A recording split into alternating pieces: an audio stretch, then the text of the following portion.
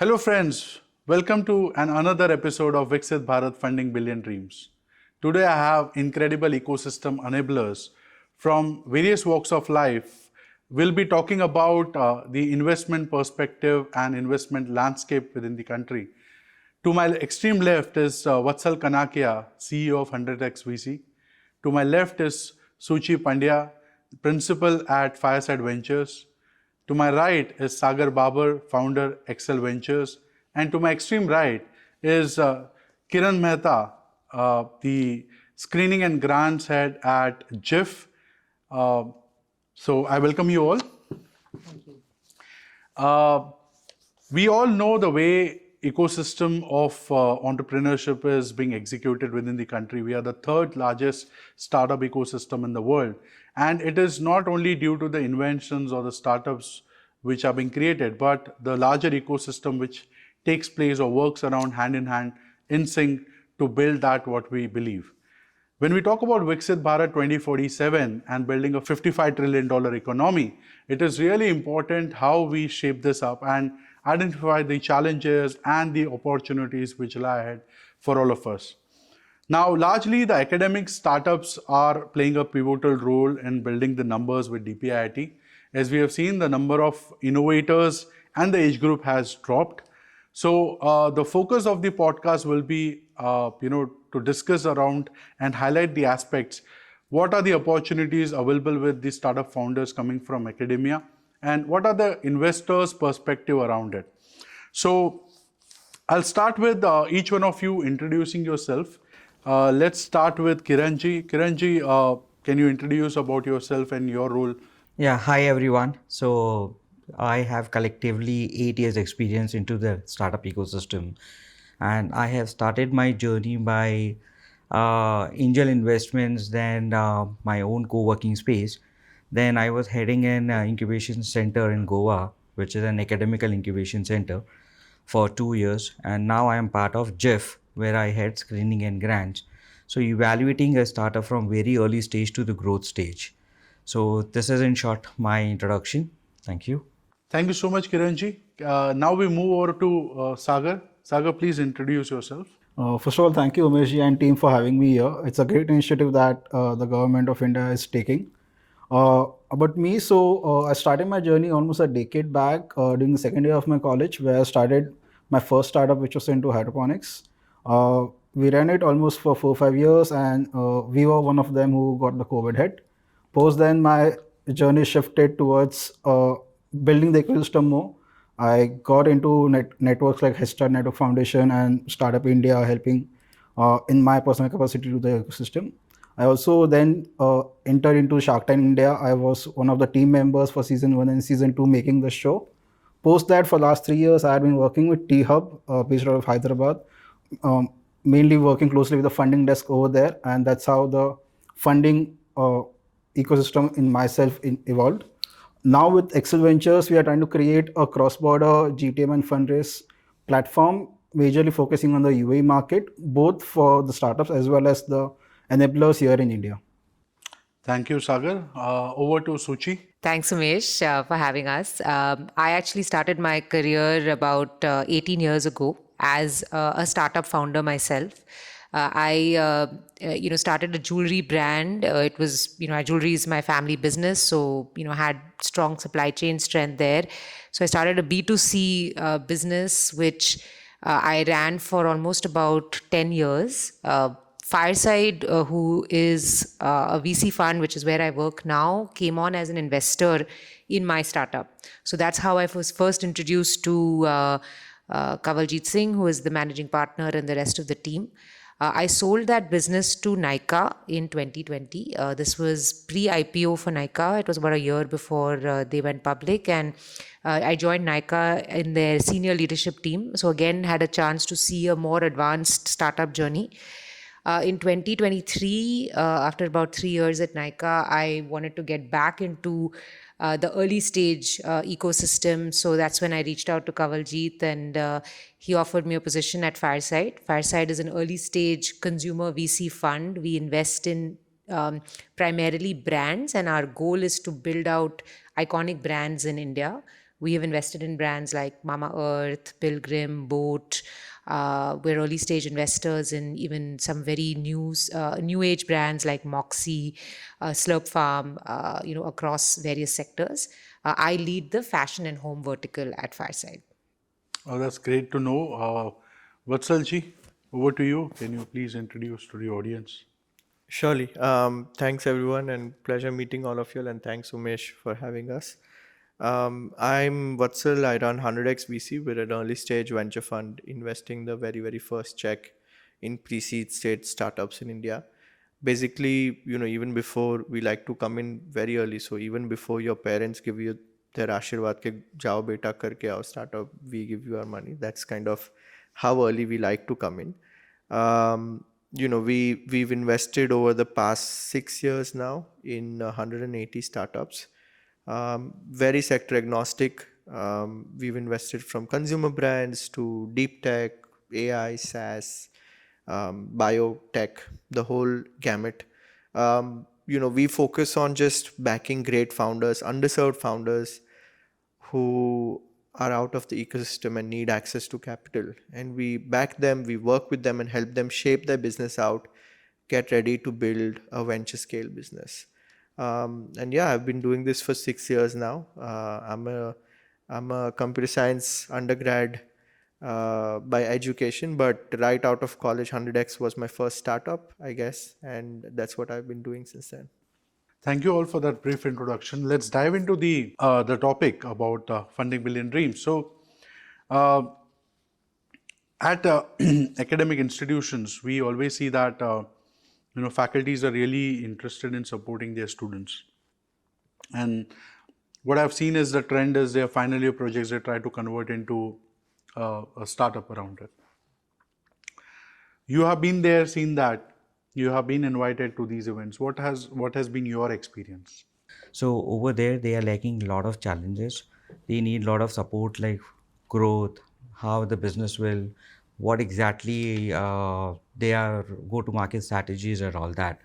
So in this phase, I came across two students, maybe not from the college, but from the school, and their age were like from 8 and 10 standard. So 8th standard and 10th standard, and they were building something on their science project. That's how they came up with an idea to convert that into a business. So it was a very small solution they were building it up, which is known as a smart saline.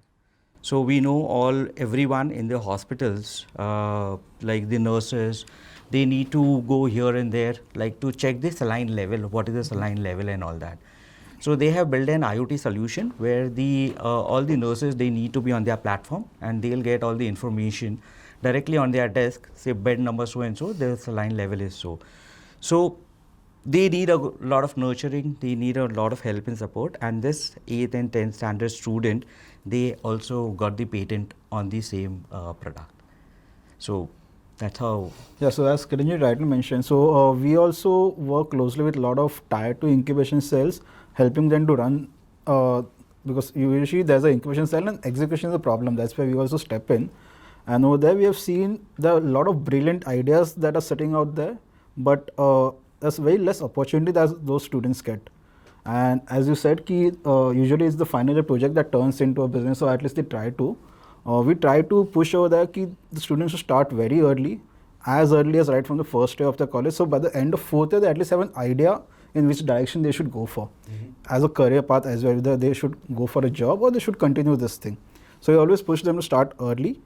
And the faculty over there also needs a lot of exposure to the outside world, because those are people who come from an academic background and business world is completely different, right? So we try to give them that ecosystem also, and we always say ki just step out of the campus as step one, right? That's when you get to learn. You get to know what's happening in Mumbai if you're sitting in Pune. You get to know what's happening in Nagpur and other states as well. So that exposure is somewhere needed, Right. and a lot of good ideas coming from there. We need to pick it as enablers also. Right. Suchi or Vatsal, you would like to add to it? So I think that, obviously incubation cells, they have a strong advantage of understanding what is actually going to disrupt a certain problem area. And because there is a lot of research and faculty who maybe are, consultants with large companies, there is a overall knowledge ecosystem that, I think, in fact, a lot of maybe experienced folks who want to start up, they don't have access to that knowledge. They don't have access to, all of those technologies. So incubation cells within academic institutions really have that advantage. We feel that students who can take advantage of working with faculty, who can take advantage of internships, who can take advantage of even speaking to early stage VCs, at a early stage in their journey, to understand how they can shape their entire startup process. Whether it's funding, whether it's what are the various pillars that are important, marketing, distribution. I think that can be done from the outside. And then complement the advantage that they already inherently have as academic institutions. You would like to add some to it? Sure. So we've actually invested in a lot of student startups. We've invested a bunch of startups which have been, as an example, there's a company called Bugbase, which is like a cybersecurity. It's a bug bounty marketplace. They were second year students in Manipal Institute of Technology. When they pitched us, they dropped out once we wrote a check. So that's an example of a company we've worked with, right? We love working with young founders. They have the most agility. They absorb information like a sponge. Their ability to take risks is very high because they're so early in their lives that they don't really have much to lose. Right.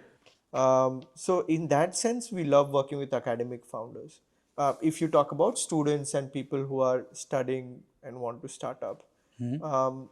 But having said that, professors is a different thing. Professors are a very, very tough breed to fund. The reason being they're again very academically minded. They've been shaped by the incentives of the education ecosystem. Okay, you have to publish papers in order to get a promotion, you have to do Right. this in order to get a job, etc., etc. And so their incentives, their pace, everything is very, it's orthogonal to the startup ethos. So it's very hard to work with professors unless they have some groundbreaking research. And we've done this in the US, but we've not yet been able to do that as much in India, where we've invested in a professor's startup. In the US, through some other organization, we've invested in companies where a professor has worked with a business co-founder who's probably a student, who helps them commercialize their technology. So they can just focus on the science and the business guy takes a hold of business.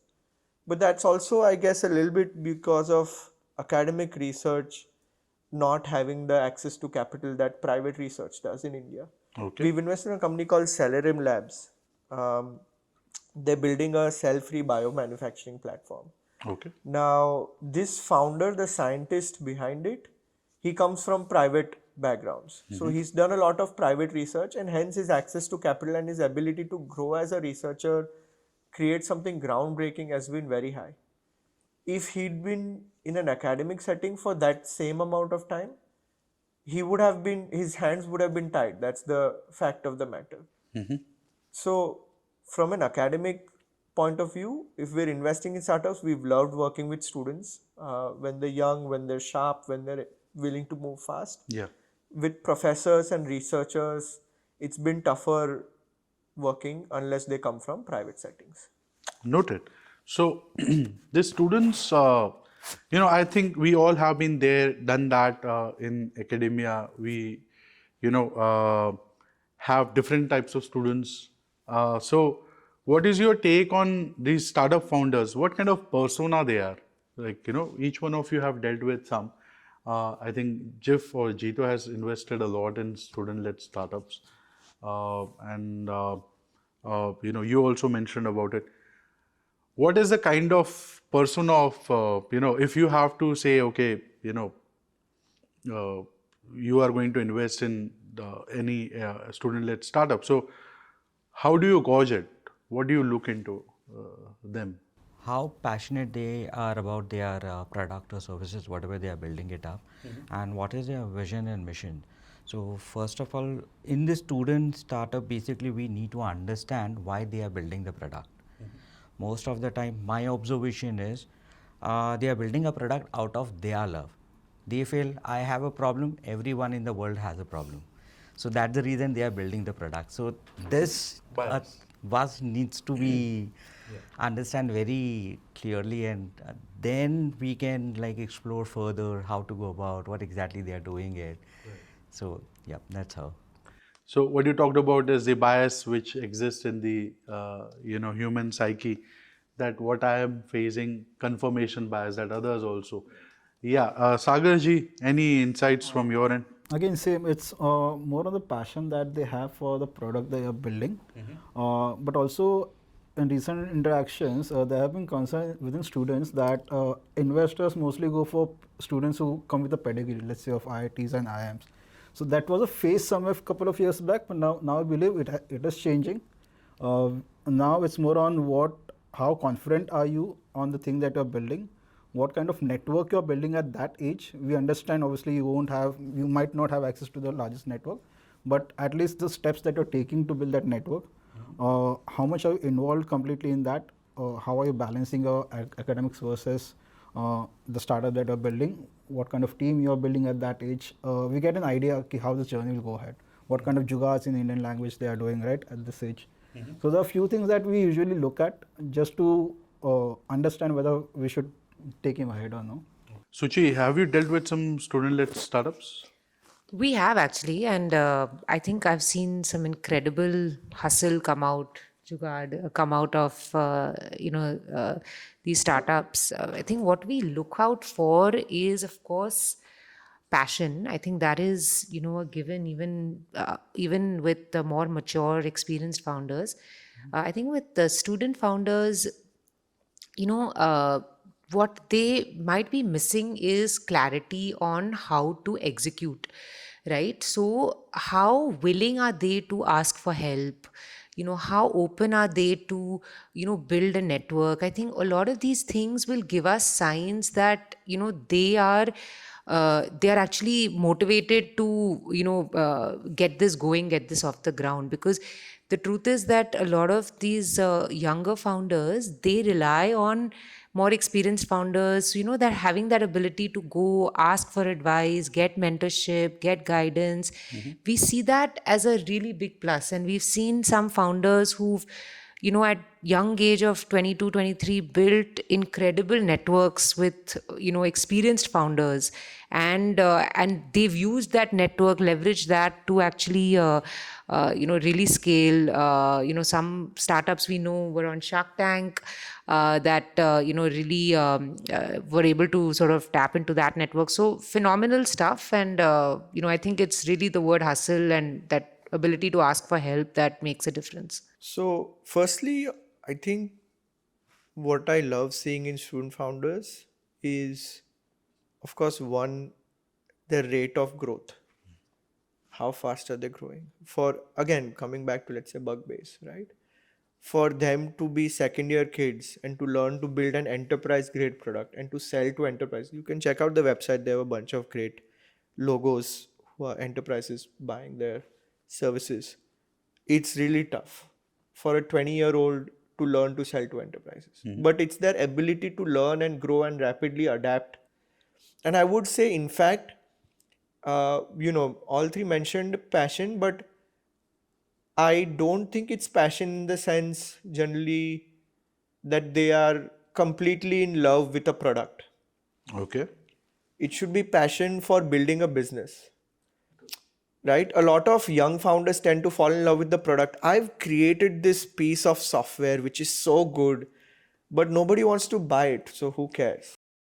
The best young founders tend to be, in fact, passionate about building the business, not the product. And I mean, to be honest, like think about it, the hottest company in India right now, Zepto, is by two 18-year-old kids. So kids are capable of, I mean, I don't think you should call them kids. They've, and I think that's where the second part comes in, because they don't treat themselves as children or kids or students. They treat themselves as adult, as equal to anybody else. I'm not lesser than anyone else. And that comes from the second quality that I love seeing in younger founders is high agency.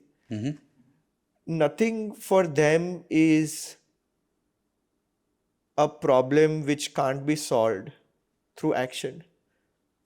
A lot of us tend to say, okay, this is a problem I'm facing, but it is out of my hands. I just can't do anything about it. It is what it is. Right. The best young founders tend to say, okay, I'll just find a solution. There's nothing I can solve, I can't solve. Right. Right? And you look at, like, for example, there's this, I don't remember the name of the founder, unfortunately, there's this company called Airbound, I think. It's funded by Lightspeed. This kid, when he was 15 or 16, he started the company and he pitched to us, I missed this deal. And he wanted to use drones to deliver medical supplies. And I thought, how will a 15-year-old kid do this? Or, and this is such a moonshot idea, but he's making it happen. That's high agency. He didn't care about मेरे को funding मिल रहा है नहीं मिल रहा है. That's not a limiting factor for him. Correct. That an investor is not believing me, nobody's giving him money. It doesn't matter. He's just doing his thing. That's a good case. He's passionate about building his business. He believes in it, and he'll figure out a way to make it work. So those are the two things. I just one more point, because Sagar spoke about pedigree. Investors don't really There look was at. a phase where people used to think that is the case. I think the misconception that, again, so firstly you have to have the high agency, right? You have to tell yourself, boss, if I don't have IIT, then I'll find some other way to show pedigree. And I love to say it this way, right? Pedigree, the word, has 3 E's, right? So one is education, one is experimentation, and the third is experience. Right. So if you can show any of these, right, you have pedigree. At least 2. So it's okay if you don't have the education, but show you've experimented in that space, right? You've spent 2 years building drones and you have prototypes ready, or you show you have experience. I've worked at a startup building drones for 3 years, and it's okay. It's still good enough. Great insights over there. Really like the point which you highlighted on the market need. 70% startups fail because there was no market need for the product, right? And great insights on the what drives students to become problem solvers. And as you said, many of the young students are part of the solution, are not of the part of the problem, right? So let's move on to the next part of the discussion, which is a lot of things are happening in metros, but I don't think so personally. The problems are coming in the metros. I'm like the great problems are coming in the metros. I think the great movement of startup or creation or invention is happening in tier 2, tier 3 cities. How has been your approach, from the investor perspective, from your firm, what initiatives you are taking? Have you invested over there, or what is your grasp of that opportunity? Anyone would like to take the lead?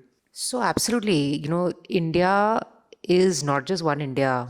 We have so many Indias, and I think that's an established fact. And many startups think by catering to the sector that has the highest disposable income, we can build a successful business. But we've seen that really not be the case. We've seen that a lot of the tier 2, tier 3 small towns, and even in fact Bharat, rural India, there is actually so much aspiration, so much desire to to live a better life, and they are willing to pay. We've invested in a business called Rosanna, and Rosanna is tackling the problem of access of established brands, everything from your consumer products like from ITC, Godrej, Britannia, to rural India. And I'm not talking rural India like, a village which is 5 kilometers outside of Pune. I'm talking about a village which is,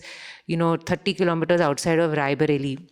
and access is an issue, right? Amazon, Flipkart, they're not able to deliver products to these villages. And it takes 15 days, sometimes 20 days to deliver products. But these villagers, they still need basic things. They need footwear. They also have a desire, like women there have a desire to look nice. They want beauty products. Children want access to books. They want stationery, and they're not getting it, right? Now Rosanna is solving that problem by creating a very unique distribution model, which is peer-to-peer led, also mobile based, almost taking a cue from quick commerce and trying to apply that to a rural setting. So there are umpteen examples we are seeing of, Bharat opportunities emerging, even small town, tier 2, and it's a very different way of thinking about it. In tier India 1, which is your, disposable income of 25 lakhs and higher, there it is all about experience and providing a better quality experience. But for India 2, which is that 5 lakh to 25 lakh household income, it's more about access. They just want access to good quality brands. So the business models that you need to cater to that segment is very different. So I'm a big believer in small town Bharat, India. I believe there's a lot of disruption that's waiting to happen, and waiting to see more startups there. Definitely, there's a huge market that's there in cities outside Tier 1 cities. In fact, talking on the support side also for them, there are a lot of government grants which are now open for all the startups across India. And it's not that in Mumbai Kiri there's a different grant versus someone in a Tier 2 city there's a different grant. From a government point of view, the grant is accessible to all the startups across India. You come from any town in the country, it's there for you. It's just that how you are accessible to the grant. And for that, we all know now there are a lot of incubators, academic incubators coming up in all the top to the most Tier 3 city as well. So that is something which is there for startups. Right. And it's a huge market, and as Sushi rightly said, there are a lot of startups that are now coming up from that particular geography also. Right. I totally agree to ma'am. So there's a lot of opportunity in tier 2 and tier 3 cities. Today also, if we'll see, there are lot many startups. They have a good hold in tier 2 and tier 3 cities, maybe not into the metros. But the kind of things they are building, brands they are building, network they are building it over there. So there is a lot of opportunity for tier 2, tier 3 cities over there. As Grant, what Sagar said, I still want to say that a lot of awareness is needed, because in tier 2, tier 3 cities, people are not aware of the grants, not aware of the kind of funding the government is giving them for the support and all that. It has not been utilized into a proper manner also. So that awareness, that knowledge is lot of. Absolutely. I have seen in my interaction with students in metros as well. When I say what is the difference between equity, loan and grant, sometimes they don't know what is grant. They think that ye bhi dena padega kisi ko. So all students listening to this, grant is one way money to you to build your idea, to build your dream, right? So, But even if you have failed, you are not supposed to give the money back to the government again. right. So you have that to is use it important. very consciously and use it well to build your thing. Next question is around how investor network is connected to the incubators now, because I think so we did an Udyamotsav. We experimented on 16 Jan this year. We organized a national startup day festival called Udyamotsav, where we brought some academic startups after shortlisting at various levels, and then we got some investor networks for the pitching at around XYZ number of regions. And now we are doing that, but I think what's your take? You will fund an idea if they have grants or patents, it gives you an upper hand in taking the decision, or someone just comes up and pitches you with their idea, like what we did with Udyamotsav. So in Udyamotsav, we had asked students to submit their ideas. They pitched it to the investor networks, and they kind of got insights on it. But as an investor network, as an investment body, if a startup has a patent or has a government grant or they are incubated, does it make some difference in your decision? Not really. I think it's neither signal nor is it noise to us. It's nothing. These are enabler tools for founders to build out their business, and they should leverage them as much as they want. But we don't read too much into it. It's not a signal to us that they've gotten a grant or they're incubated at XYZ place, to be very honest. Okay. Because by definition, like, the incubator's job is to work with almost everyone who comes to them and asks for help, Okay. and by definition the grant's job is to fund businesses nobody else's, so there's adverse selection there. Yeah, but I think they do the due diligence. No, also, of course they do, I'm sure they do. But it's not signal on investability, Okay. because incubators' incentives on choosing companies is also not necessarily aligned with investor interests. Right. Incubators' focus is on helping people who want to start a business start it. That may be a regular traditional business, that may be a tech business, that may be a venture scale business, we don't know.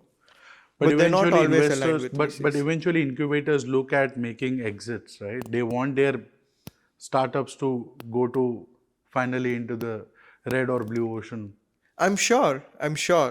But it's not, all I'm saying is incubator investment or getting a grant is not a signal. It's not a very strong signal to investors. At least that's No, my idea. I totally agree with Vatsal. So my experience is that a lot of students, they have made a lot of patents. They might have got a lot of grants, but they are lacking into a business acumen. They don't know how to take it further, commercialize it, how to utilize it and all that. And that's how, if you see a lot of academical institute, their patent is lying in one drawer. Yeah. Like, maybe it's a good idea, maybe it's a good innovation, but they don't know how to take it further. That is the challenge. So for investor, if the startup has a patent or they have already received a grant, doesn't give a signal that we'll be investing into those companies. Okay. Yeah. So exactly, it's coming from an incubation background.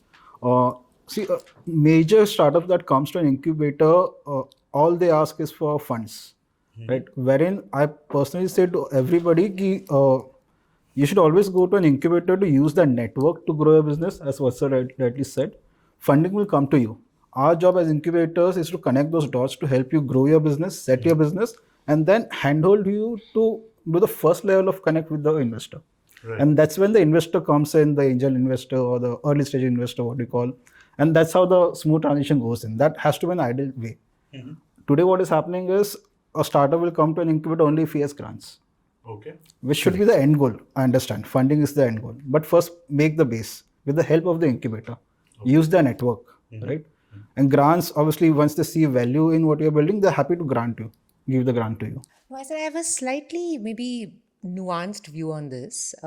See, I think as an investor, what we look for is certainly what are the alphas in a business, right? Because the alphas have to drive long-term growth. And when I say alpha, I mean what is the strength of what is the moat of the business? Now, the moat may come from a patent or an innovation or, something. It certainly, I agree, does not come from grant or, that kind of thing. But I definitely do think that innovation helps. But I would say the nuance is that, before it comes to a institutional investor, what I would advise is, go through the process of understanding how big is this innovation, right? And is it really a disruptive innovation? Or is it just an innovation that is going to be, left at a product level? Because, a lot of, like you said, a lot of innovation cannot be marketable. It cannot be distributed. It takes much longer for adoption. Right. And investors will then look at a business like that and say, great, innovation, check. But, is there actual commerciality? And hence, the job before you go to an institutional investor will be for a student, whether it's a group of, student and faculty working together, or it's an incubator working along with a student, to really test out that innovation, that disruption, test out some commerciality on the business. So I would say, while it's not important, I would say these are more important building blocks before you start saying, listen, I want to go to a big investor and get funding. Right. So why I was asking this question is basically DST rolled out one, application for first of its kind in world kind of a invention, or, some researchers, whoever has built it. So mainly that will be funded. So DST is well funded. So mainly it will, get the grants and all.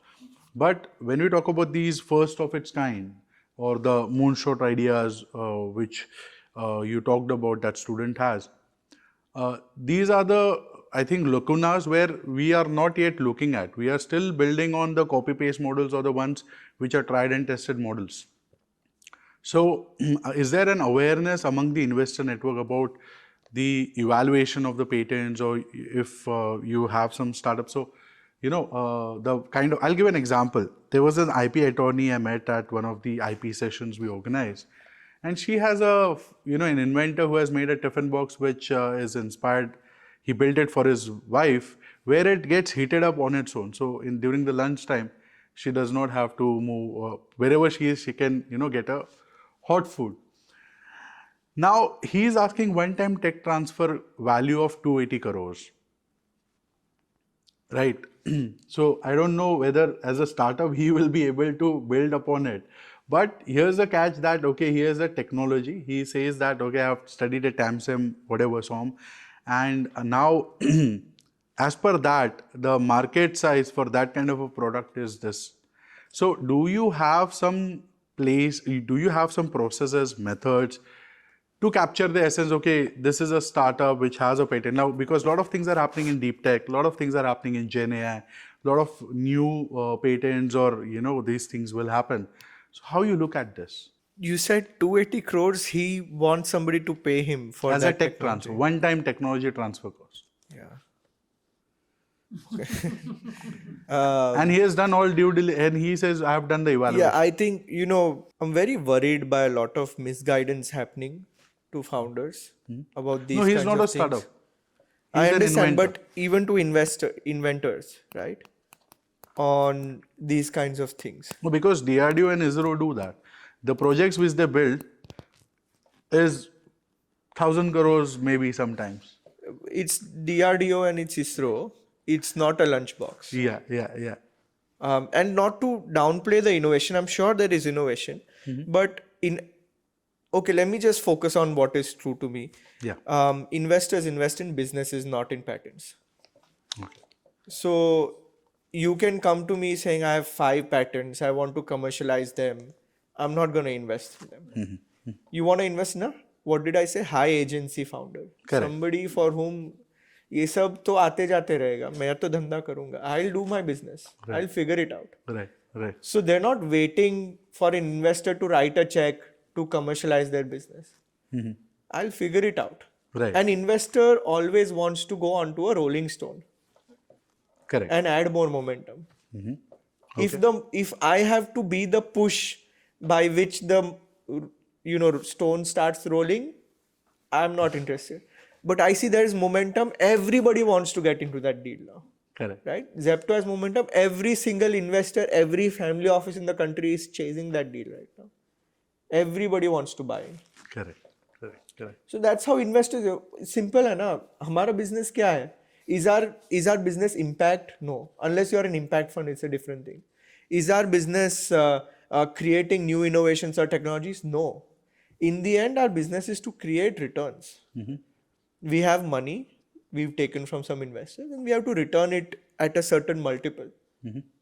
So unless we see that ability to create outliers for ourselves, to create returns for ourselves, we're not going to invest.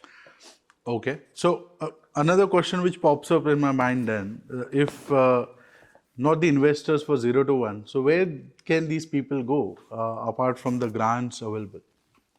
Because, Elon Musk has moonshot ideas and he has so- that kind of a support. I'm just giving an example. Elon is a different case. Firstly, he didn't have a support ecosystem.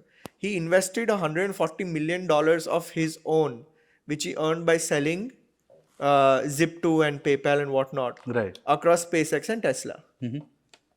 It was after he invested all this money that Draper invested in Tesla or SpaceX. Sorry, Draper invested in SpaceX, and Tesla got some other investors, etc., etc. So it's, I mean, don't compare. No, what I'm trying founders to, Elon what Musk. I'm, Elon what I'm Musk is a trying to, different- I have a slightly different I'm trying to come to that. See, is one of the entities what had a closure, whatever money he had invested was almost burned, and then there was a support system. I think. So look, I'm not- I think that see the discussion is a little, I would say, this point is a bit different. There are many different layers to the question you've asked. Right. See, I think one thing which is important is as investors, we are betting on the future. Okay. Now, I am not today. Actually, I will not get value out of investing in Zepto, right? Because, like you said, the stone is already rolling too fast. So, actually, the value will come if I can foresee a business which has not started today or which is just about to get rolling, but can become a really big business, right? And that is my as an investor, that is what will define my strength. Right. Is my ability to predict and see and foresee what can become really big in the future. Now, what determines that, right? Now that will certainly not come from just a patent. Right. It will come largely from the founder and their ability to show agency, to show hustle, to show, ambition, high goal, their network, all of that. So, I think taking cues from the founder are huge at an early stage. I think the other big thing is also, I think there are risks. Like investors, we're not giving loans, we're taking equity. So there is beta in the business, Right. in our business. Right. And sometimes if you really like founders who are building some kind of moonshot idea, sometimes we don't know. We don't have all the information to predict ki ye chalega, nahi chalega, right? But sometimes you're like, listen, I just believe in this person. I believe in this girl, guy who's going to do something big. And you put money behind them. I think that's how a lot of, to your question, a lot of these students who don't have access to grants, incubations, I mean, they get funded. The first person who invested in Zepto, probably thought, chalo, I just believe in Adit and Cavalier. I don't know anything about quick commerce. Ye chalega, nahi chalega, right? So Right. it is, sometimes that ability to predict is very difficult. But you have to have that foresight ki saying, acha, I think something is there. Right. Kuch to hai isme. Correct. Right? So that ability is our strength as investors. That is what we bring to the table. We are not, we're not fortune tellers. Absolutely. So I think use us for that, but pitch to us with that, vision, pitch to us with that ambition, show that hustle, show that commercial judgment, prove to us a few things that help us get a little bit more confident that, hey, listen, kuch ban sakta hai iska. So, anyone from here would like to add to it, or In the crowd of pretty much, but so for startups to reach to that stage and build up that confidence, that's where the pre-incubation part or the incubation part, where they actually need to get in touch with the right advisors at that stage. That will also somewhere help investors to build confidence in you. You need to get the right feedback at right time. That's when you have to go out and market yourself. okay? Going to the next question. What are the three hot domains each one of you can explain you are betting on currently? Hi. I would, at our side, we're pre-seed, like I said. So we invest idea stage and up. We look for the founders to show us the future. We don't come with strong thesis. I think it's not fair on our side if we come with preconceived notions of where the market is going, etc. Because that creates biases and that prevents us from backing great founders and giving them access to capital. Like Shuchi mentioned, right? In the end, our goal is to identify founders who are really high agency, really great, and have the capability of building a great business. But still, Right, if you or had finding- to, but still, I will deep dive. If you had to highlight 2, 3 topics, what areas where you see there's a I'm growth? very keen on biotechnology and biomanufacturing in India right now. Okay. I mentioned we invested in Celerim recently, so that's a theme I'm super keen on. Okay. We're seeing a bunch of Gen AI SaaS tools coming out, very, very unique products, unique solutions. So that's obviously exciting. And consumer for us has been something that's never kind of uh, never kind of dried off. We're always excited by newer trends, and especially recently with the rise of QCOM in the last couple years, you've got so many different new types of consumer products which you couldn't scale earlier, which can be right. Like we have one company called Zenma. They make frozen espresso shots. Okay. Okay. So they make very good coffee. Like one of the founders, a barista. They make excellent coffee and they flash freeze it as soon as it is made. Right. So like the taste, the aroma, everything is frozen into this small shot. And then you just keep it in the freezer, and whenever you want coffee, you take it out, you put it into a cup. If you want it hot, you put it in the microwave, heat it up, add milk, sugar, whatever you need, and you have as or better quality than and than a coffee chain at home, right? And so now that business wouldn't have worked without QCOM, because this is sort of an impulse. I want it immediately kind of a purchase, but also you need very strong cold chain logistics. So this doesn't work if you have to wait 4 days after ordering it on Amazon for it to come to you. Right. So anyway, so those are the three broader trends that we're keen on. QCOM enabled consumer brands. We're excited by Gen AI products and SaaS, and we're excited on biotech and biofactories. Suchi, what about you?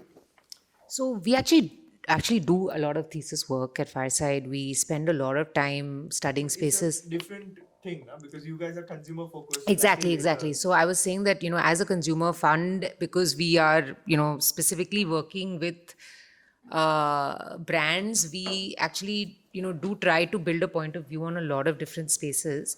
Currently, I would say the three most talked about spaces internally for us. One is women's health. We think there is a large opportunity, particularly in the menopause segment.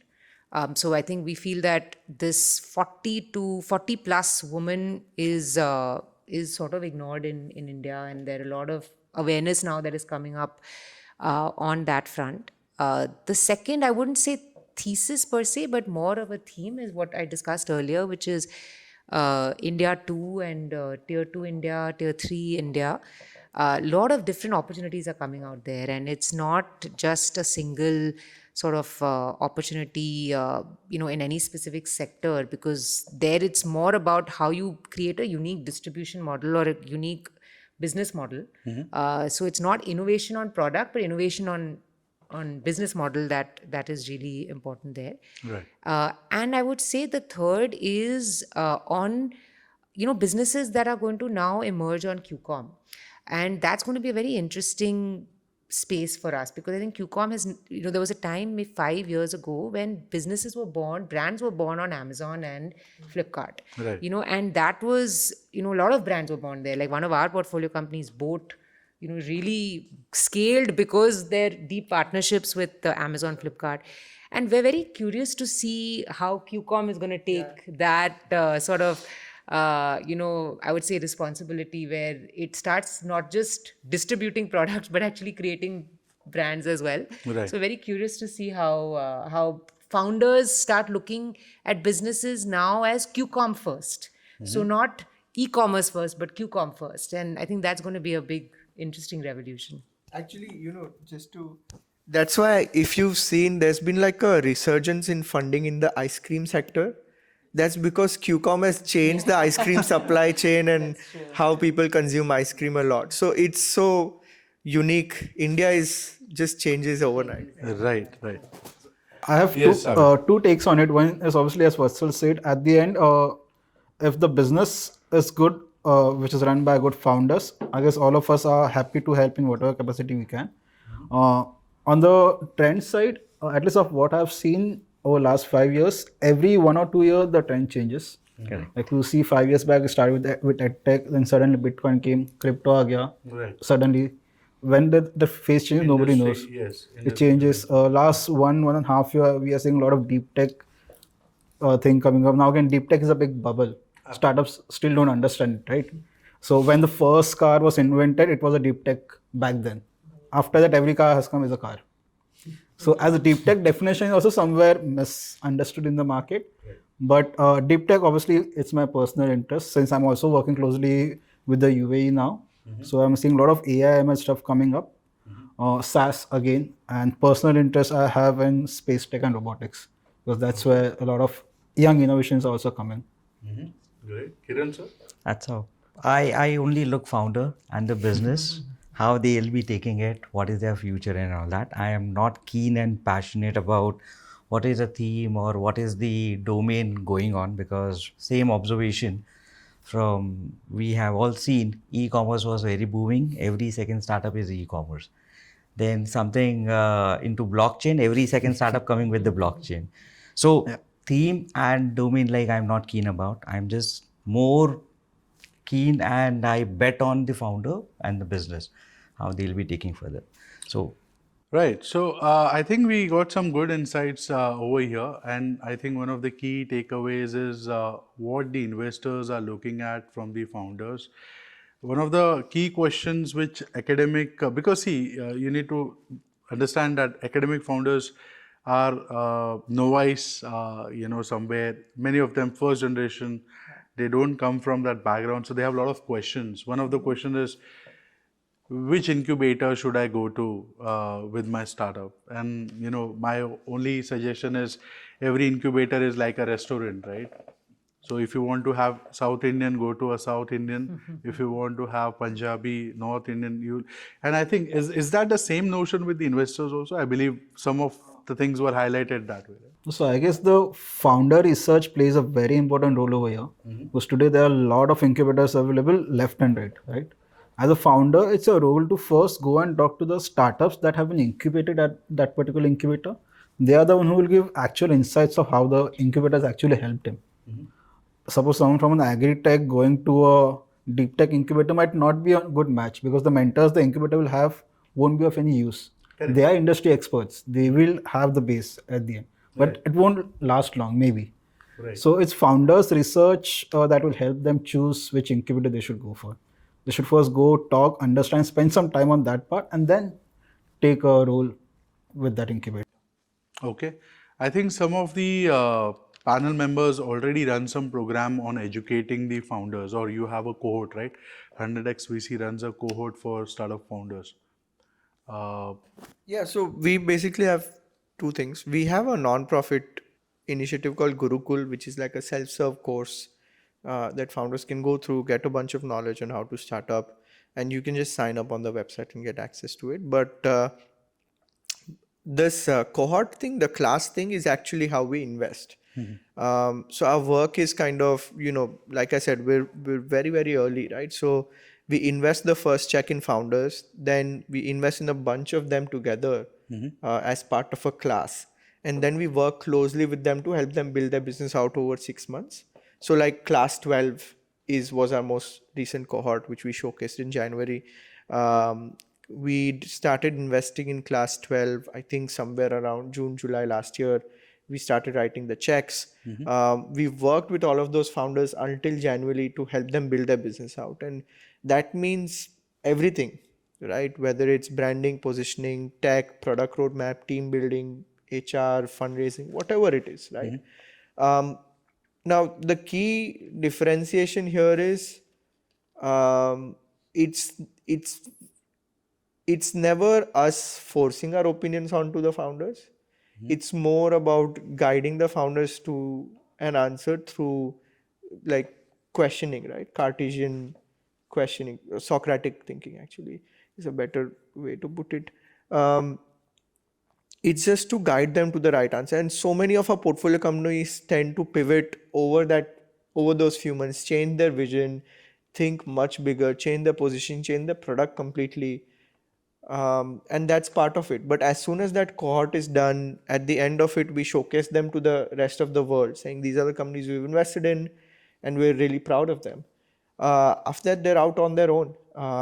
And if they ever need our help, we're always available. But it's never going to be investor push. It's always going to be founder pull, right? That founder have to reach out. And I think that's something you should look at for every single partner that you have, whether it's an incubator or an investor.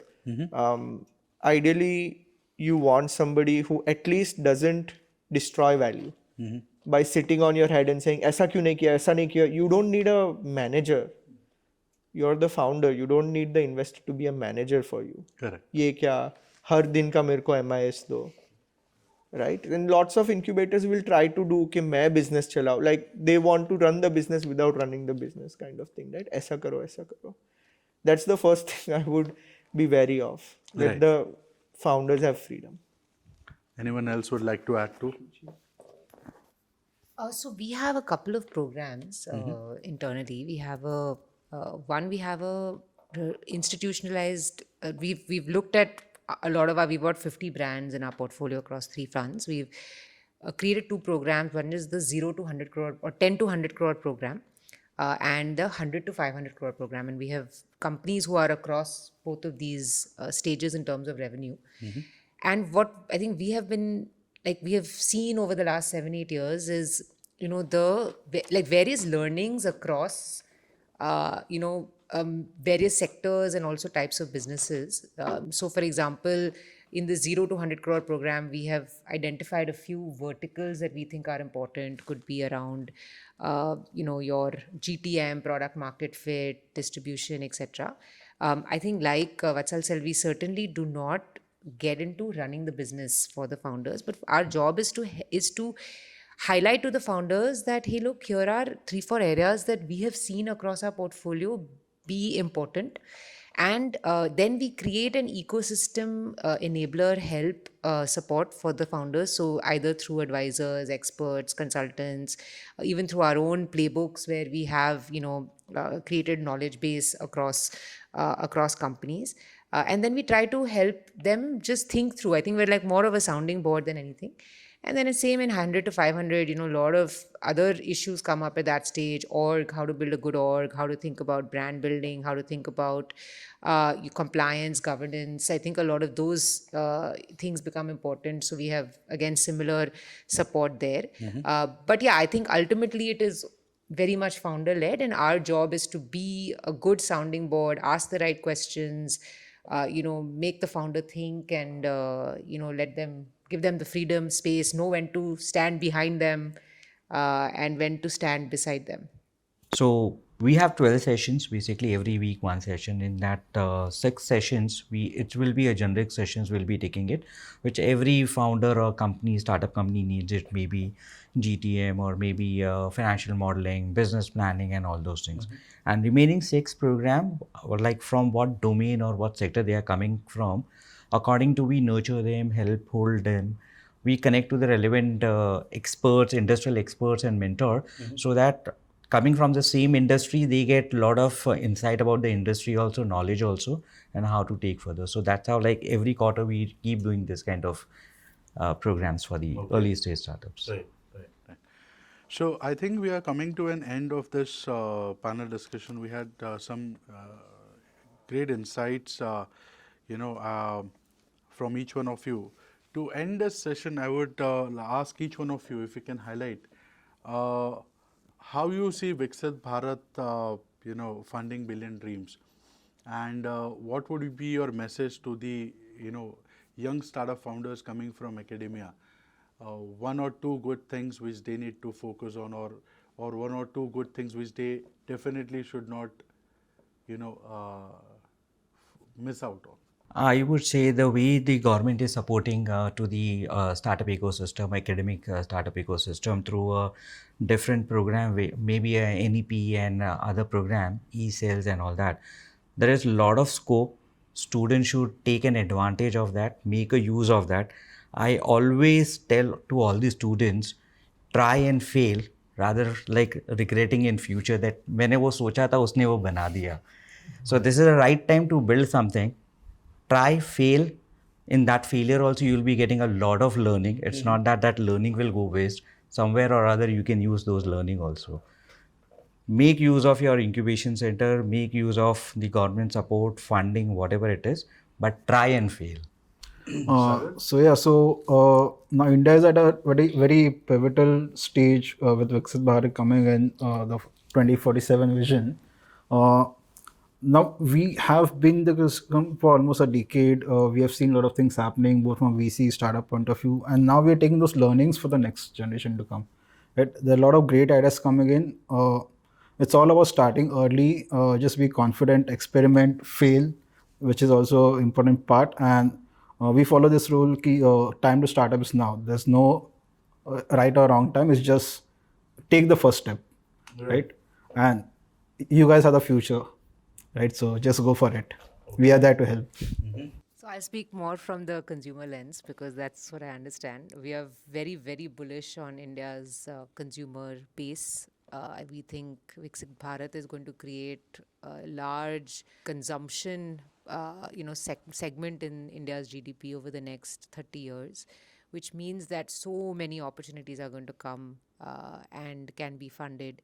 And I would say to young entrepreneurs thinking about consumer businesses, really try to understand how this consumer is evolving.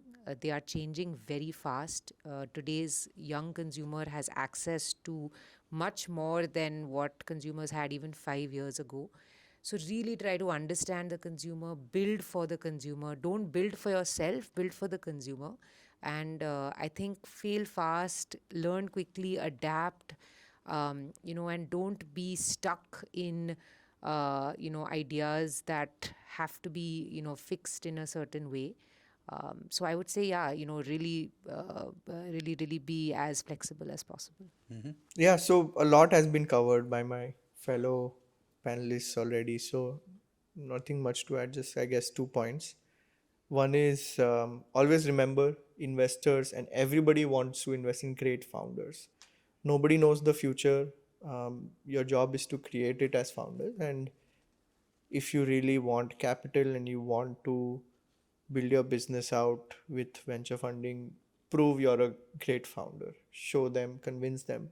You must have heard through all our conversations, all of us have spoken about founders, it's founder led, focus on the founders.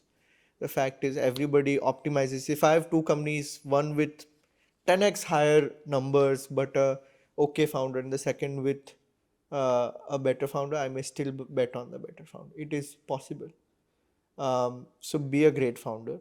And the second, and I mean, I guess that's tough to do, but whatever. And the second is just don't have too many gurus. Nobody knows how to build a startup. You're by definition, when you're building a startup, you're trying to do something new. The market should be your only guru. That's it. Listen to customers, listen to the market. Everything else is just noise. I would like to thank all the panelists for joining us for this podcast, Viksit Bharat Funding Billion Dreams, where we had shared some great insights into the upcoming areas in the investment segment, especially consumer, deep tech, Gen AI and whatnot. And some of the notions where you don't even have to think about what area, like sector agnostic, but what is the focus is what kind of a founder you are. Are you well learned founder, or you are just sitting in the bush? So it's really important to get your basics right, your foundations right. Academia is a very important, what I can say, a launch pad for you, where you don't have responsibilities to take care of. So you can, as Sagar and other panelists mentioned, fail faster, fail better.